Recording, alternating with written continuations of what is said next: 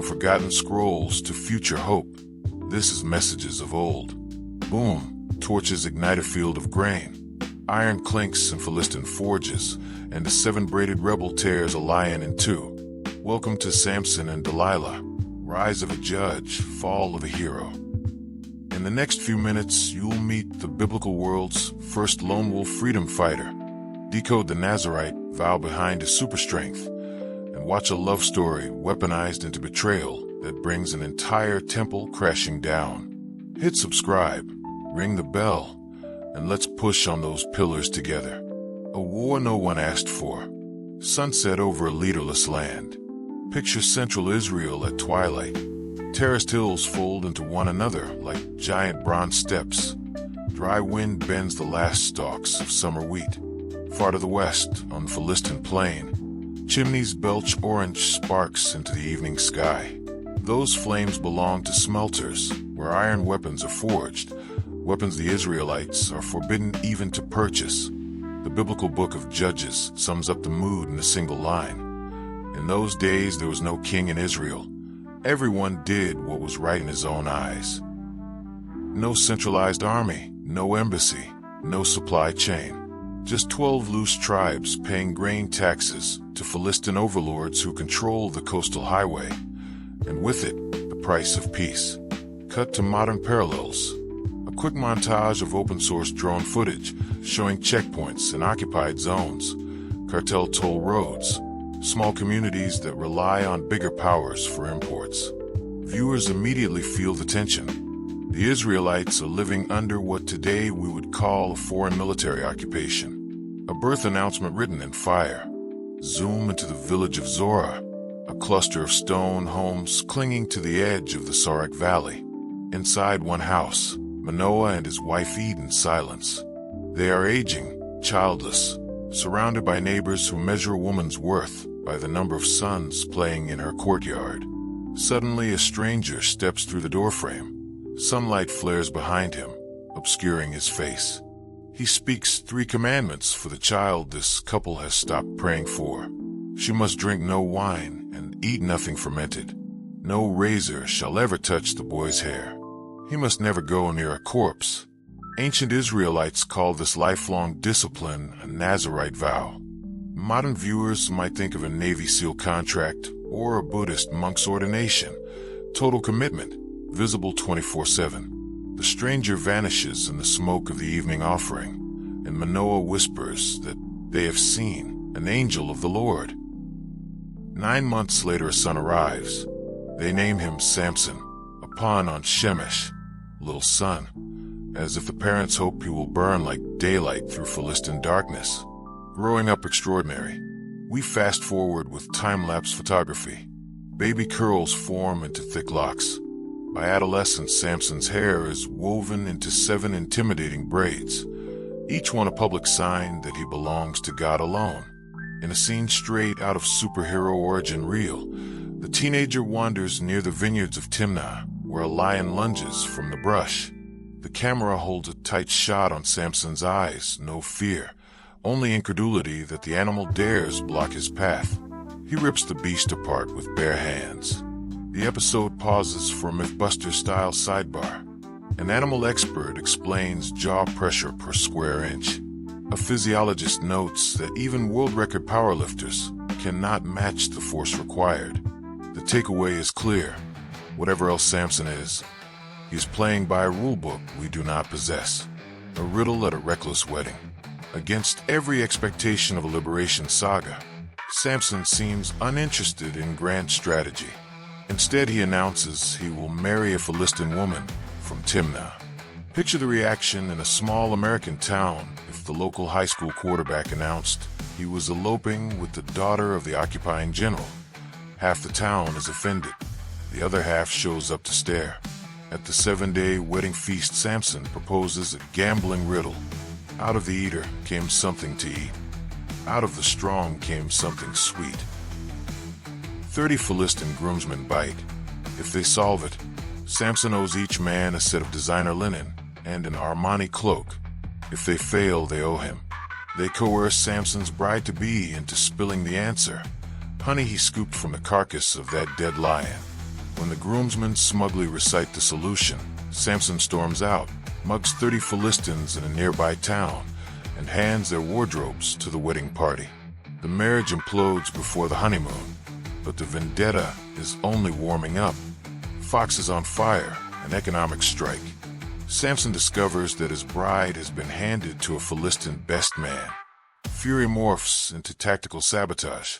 He traps 300 foxes, yes, 300, and knots torches between their tails.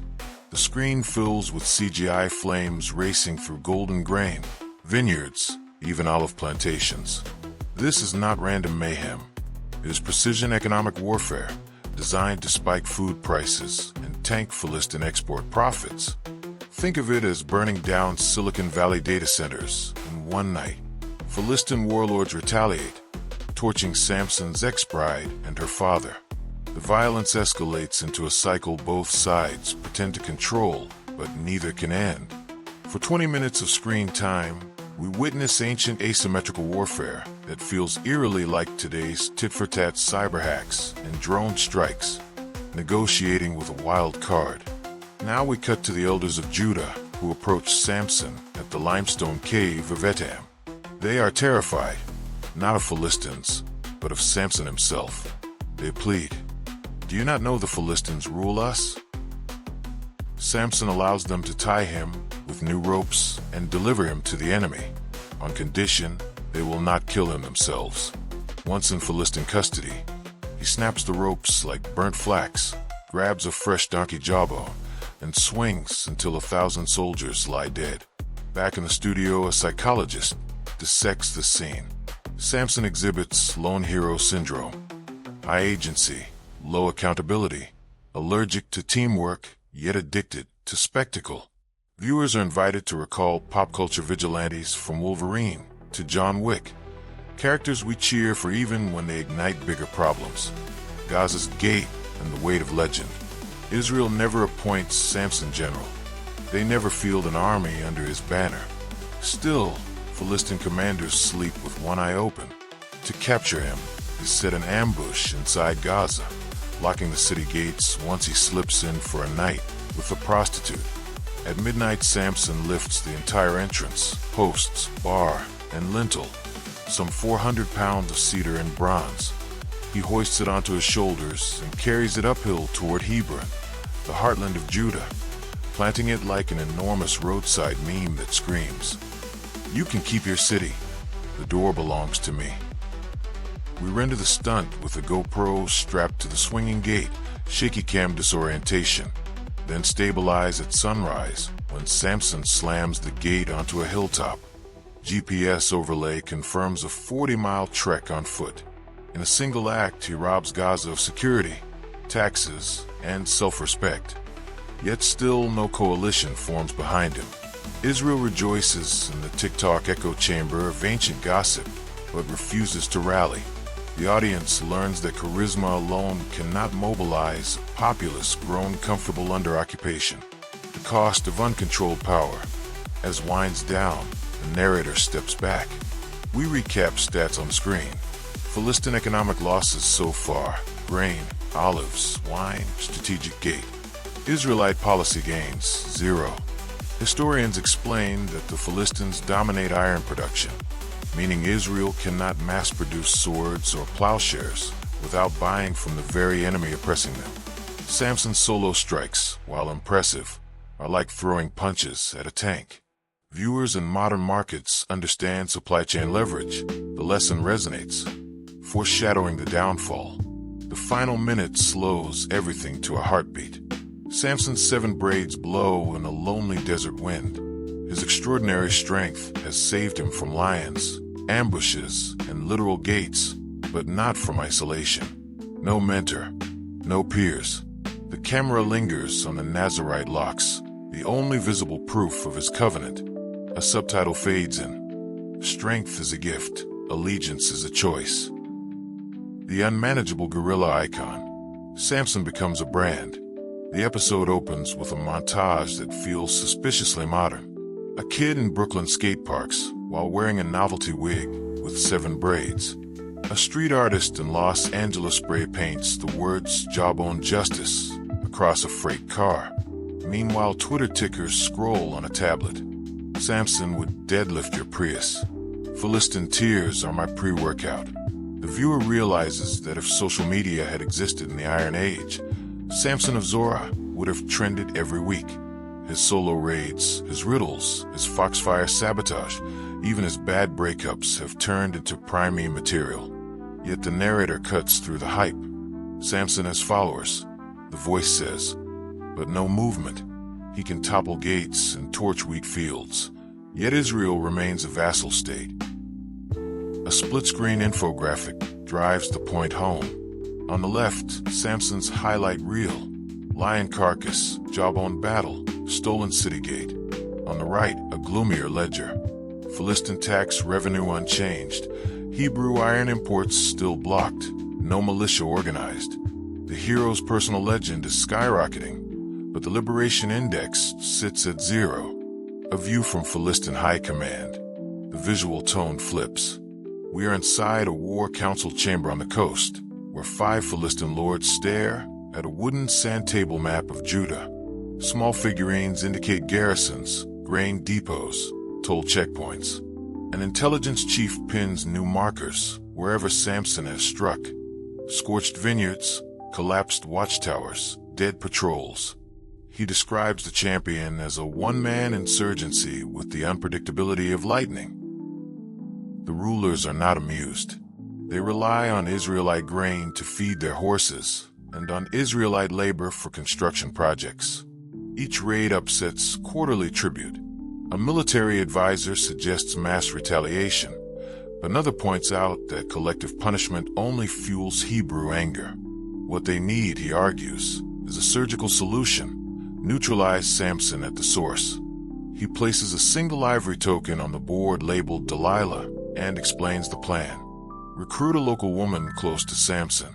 Uncover his secret. Disable him without provoking a wider rebellion. The budget is approved. 1,100 silver shekels per ruler, 5 times the annual wage of a skilled artisan. Viewers familiar with modern counterinsurgency recognize the logic. You do not always fight force with force. Sometimes you fight myth with manipulation. Nightfall in Gaza. Cut to grainy, green-tinted footage that evokes body camera night vision. Samson slips through a gap in Gaza's mud-brick wall and disappears into a house near the market. Philistine scouts shadow him and post guards at every alley, while a commander signals, "Lock the gate." Hours roll by. Torches flicker behind arrow slits. Finally, just before dawn, Samson walks out. Instead of panicking, he strolls to the city gate, grabs the beams, and lifts the entire assembly clear of its hinges. No spells, no iron bar, no explosives. Just raw power. He hoists the door like a barbell, then hikes up a hill outside the city. For the audience, the stunt reads like a viral prank. Visual overlays show the dimensions of a Bronze Age gate. 20 feet tall, 3,500 pounds. A sports journalist appears on a pop-up and calls it the strongman lift to end all strongman lifts. In the moment, though, it is more than entertainment. The Gaza garrison is humiliated. Samson carries the gate to Hebron, a 40-mile trek through rugged hills, leaving Gaza defenseless and its officials publicly shamed. Delilah steps onto the stage. The camera pans a modest home in the valley of Sorek. Delilah sits at a table scrolling figures on a wax tablet. Rent owed, wine sales, cost of olive oil. She is not a femme fatale stereotype. She is a woman navigating economic survival in a patriarchal world. When Philistine envoys arrive with a silver offer, she does not accept immediately. She asks questions. How dangerous is he? How fast will I be paid? Will the rulers protect me afterward? The narrator clarifies that the biblical text never calls Delilah a Philistine. Her name has Semitic roots, and Sorek is a border zone where ethnic lines blur. She could be Israelite, Philistine, or mixed heritage. The envoy does not care. He presents the bounty, enough to buy vineyards, livestock, status. Delilah finally nods. An ethics professor appears on a side panel and challenges viewers. Before you judge, consider wage disparity and gender dynamics. Delilah seizes an economic opportunity in a system stacked against her. The complexity primes the audience to see her as more than a cardboard villain. Interrogation by intimacy. Delilah begins her mission quietly. Over wine, she asks Samson where his strength comes from. He treats it like flirtation and offers a trick answer. Tie me with 7 fresh bowstrings, not yet dried. She tries. At dawn, Philistine soldiers burst into the room. Samson snaps the cords as if they were candle wicks. Night 2 repeats the format. Samson says new ropes. She complies. Soldiers invade. Ropes pop like threads. Night 3. Samson jokes that weaving his 7 braids into a loom will disable him. She does it. Same farce. The sequence is played for humor, yet tension climbs. Reaction cam inserts show modern viewers screaming red flag at the screen. Finally, Delilah switches tactics. She accuses Samson of withholding love. The phrasing is timeless. How can you say I love you when your heart is not with me? Samson, emotionally exhausted, reveals the truth. A razor has never touched my head. If my hair is cut, my strength will leave. Delilah strokes his hair until it falls asleep, then calls a barber. The camera zooms on scissors glinting in lamplight. One braid falls, then another. An on-screen power meter labeled Covenant Integrity drops in chunks until it hits 0. Collapse of a superhuman identity. Soldiers charge in.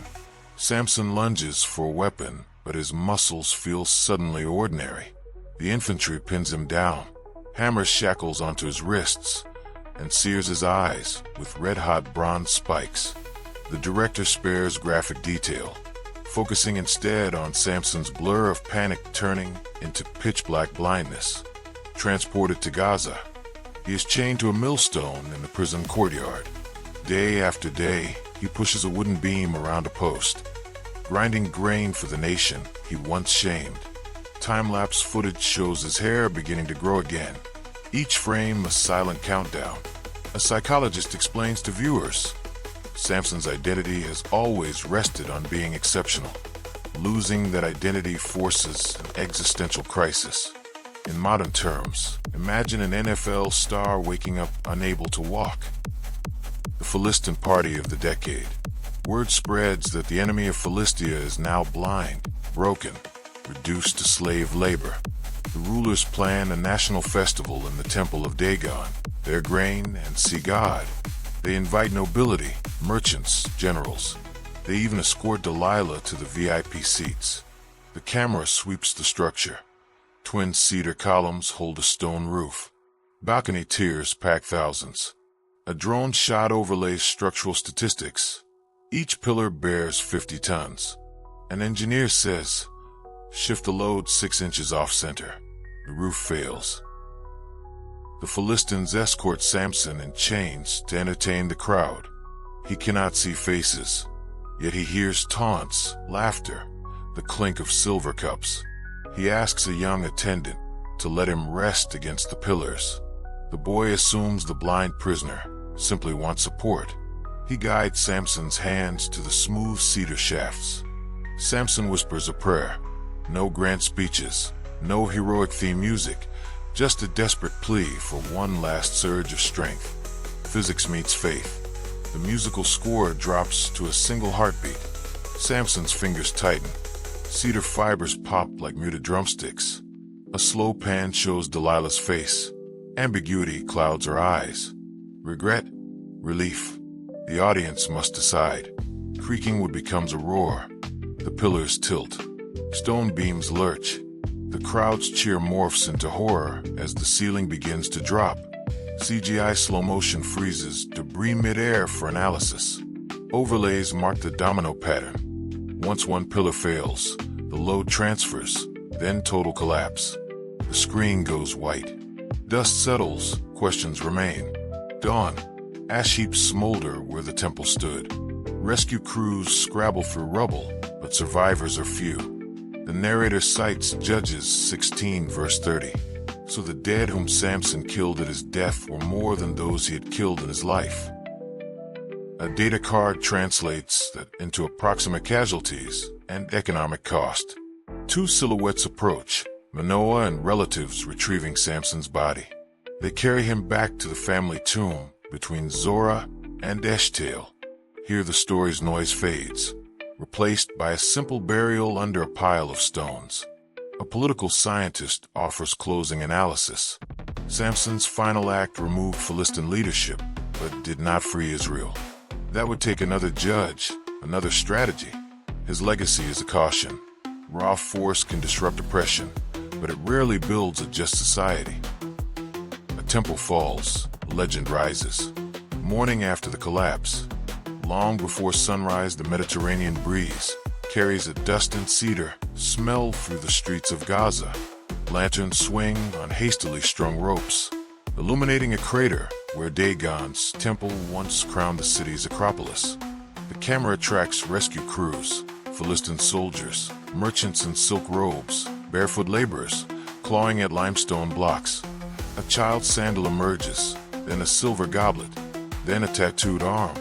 Sirens did not exist in the Iron Age, but the cries and chanting have the same pitch as modern disaster footage from Port-au-Prince or Aleppo. A text overlay estimates casualties is almost equal to 3,000 elite and attendants, equivalent to wiping out every C-suite of Fortune 500 skyline. The narrator speaks quietly. Samson's last push snapped more than cedar. It decapitated the administrative brain of Philistia overnight. Counting the cost, economics of a vacuum, cut to a stylized flowchart that looks like the Wall Street Journal graphics page. Arrows show grain tariffs, bronze imports, and coastal tolls, all funneled through Gaza's temple bureaucracy. Each stream now terminates in a red X labeled interruption. A Near Eastern economist, think TED Talk stage, explains that when a ruling class dies en masse, 3 shock waves follow. Revenue crash, no one collects taxes. Security gap, local militias scramble for turf. Inflation spiral, silver loses value because merchants distrust new coin weights. For the average Israelite farmer, the next months will feel lighter, fewer raids, fewer bribes. Yet freedom purchased by collateral damage rarely lasts. A cheer in scrolls. Power abhors a vacuum, prophesy of the comeback. Israel reacts, relief, fear, and confusion. The lens jumps 40 miles inland, to a ridgeline above the Sorek Valley. Hebrew elders debate beside an olive press. One argues, YHWHU Samson, clearly the Philistines are finished. Another retorts, or they will return with allies from Ekron and Ascalon. Then what? A sociologist pops into a picture-in-picture bubble. When a charismatic lone actor drives history, communities often forget to build institutions. They wait for the next miracle. B-roll shows villagers sharpening plowshares into crude swords, a grassroots militia forming in real time, yet lacking central command. The question hovers, who will lead now that the strongest man is buried? Philistine aftershocks, rise of the revenge faction. Back on the coast, 3 surviving nobles gather in a charred wine cellar. They pour out libations not to Dagon, whose idol lies decapitated in the rubble, but to new war gods imported from Iceni. Rage eclipses grief. One slams his fist. We thought cutting his hair removed the threat. We forgot hair grows. A strategist sketches a plan on ostraca shards, raise coalition chariots, seize Judah's western grain belt, enslave every male of fighting age. The scene mirrors modern briefings, where drone strikes create more militants. Scholars label it the cycle of asymmetrical escalation. Viewers recognize the pattern, from Baghdad to Kabul to cartel turf wars. Myth-making begins, from obituary to origin story. Fade to campfire outside Zorah. Young shepherds swap Samson tales, each version bigger than the last. In one, he uproots an entire vineyard. In another, He whistles and jackals obey. Animation turns the exaggerations into graphic novel panels that flicker above the flames. A literary critic explains why humans mythologize traumatic heroes. We translate chaos into narrative. Story is society's scar tissue. He scrolls parchment showing the oldest strata of Judges 16, sparse Hebrew prose, then a later poem where Samson's jawbone glows like white-hot iron. Even in antiquity, editorial spin shaped collective memory, theological wrestling, divine strategy, or divine satire. Inside a hill country shrine, a Levite priest recites the Nazarite Vow. No razor, no wine, no corpse contact. He pauses, uneasy, as he reaches the line. He shall be holy unto the Lord all the days of his separation. Across from him, a prophetess counters that Samson violated every clause, yet still brought deliverance. Maybe, she says, YHWH weaponizes even broken vows. The documentary splits into a three-way debate. Rabbinic lens, Samson is a cautionary tale about wasted potential. Christian lens, he foreshadows a savior who conquers through death. Secular lens, he's evidence that ancient writers valued gritty realism over clean morality. Archaeology check, did the temple really fall? A drone swoops over Tel Es-Safi, one of the sites proposed for ancient Gath. Ground-penetrating radar reveals twin pillar bases in a courtyard that match proportions given in Judges. A field archaeologist kneels, brushing sand from charred cedar splinters. Carbon-14 date, plus or minus 50 years of 1100 BC. While the evidence excites biblical literalists, the expert offers caution. Correlation isn't confirmation. Earthquakes or accidental fires can mimic collapse. Still, the possibility of architectural forensics thrills viewers.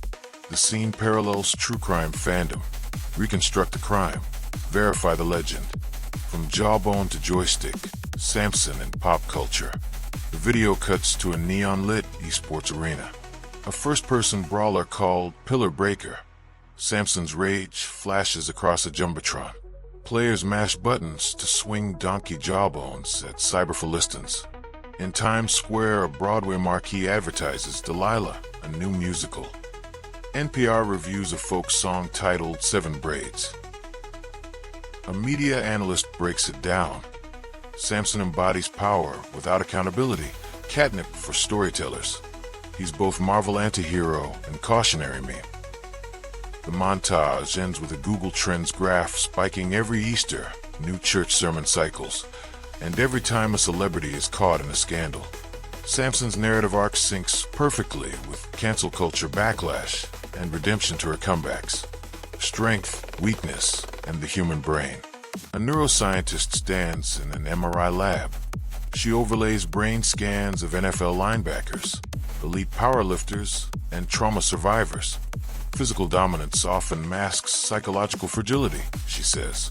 Samson's impulsivity, risk-seeking, and difficulty with delayed gratification resemble modern profiles of dopamine dysregulation. Cut to a licensed therapist explaining attachment issues. Samson's earliest relationship, his mother's strict Nazarite vow, placed extraordinary expectations on him. Combined with national oppression, he developed hyperagency, the need to control outcomes forcibly. Clinical jargon meets ancient text, bridging millennia for the audience. Lessons from modern leadership. A Silicon Valley startup hub appears. The CEO addresses interns, wearing hoodies emblazoned with lightning bolt logos.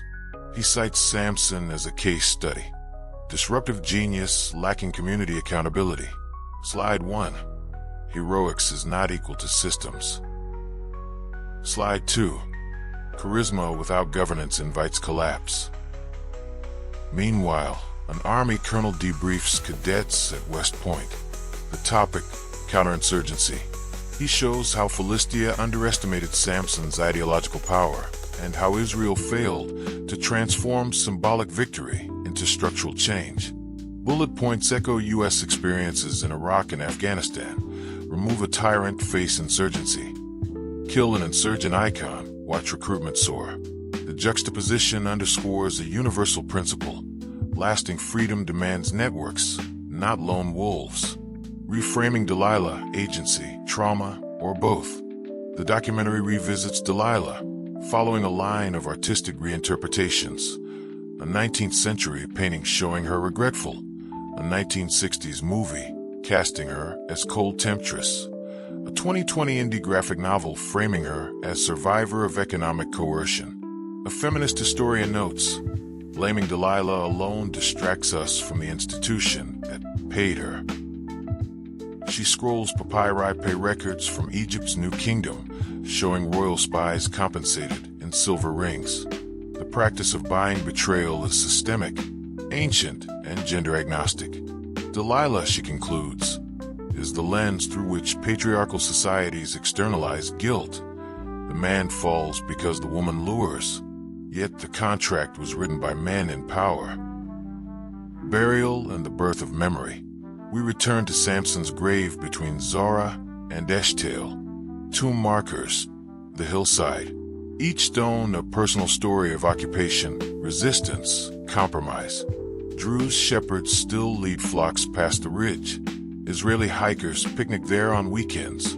Palestinian villagers recall folk songs about Shamshin the Brave. An aerial shot rises until the markers form an abstract exclamation point across the valley. Visual metaphor for the enduring question mark Samson leaves on history. A poet recites lines. 7 braids plowed the wind. 2 pillars kissed the dust. Yet still we grind our daily grain, and still the gates need trust. Second-order consequences. Did anything change? A historian summarizes the next 40 years. Philistia rebuilds under new leadership, but their grip weakens. Trade routes shift north. Israelites, inspired by Samson's legend, slowly coalesce under a prophet named Samuel and eventually crown a king, Saul.